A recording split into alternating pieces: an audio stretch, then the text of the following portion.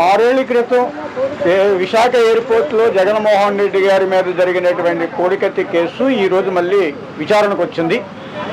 ఈ విచారణకి నిందితుడు జనపల్లి శ్రీనివాసరావు అయితే హాజరయ్యారు. కానీ బాధితుడి హాజరు కోసం కోర్టు వెయిట్ చేస్తూ ఉంది. ఆయన గత 6 ఏళ్ళుగా ఈ కోర్టుకు హాజరు కావట్లేదు. ఇవాళ కూడా యథావిధిగా ఆయన కోర్టుకు హాజరు కాలేదు.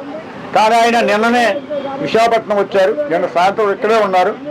తిరిగి మళ్ళీ బెంగళూరు వెళ్ళిపోయారు. పోనీ ఆయన ఖాళీ లేకుండా ఉన్నారంటే ఆయనేమీ ప్రజా సమస్యల మీద బిజీగా ఏమీ లేరు.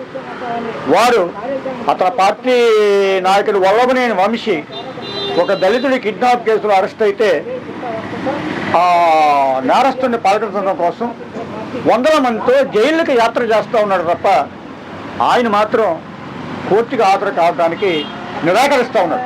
అందుకని ఈ కేసు నెలల తరబడి వాయిదా పడుతూ ఉంది.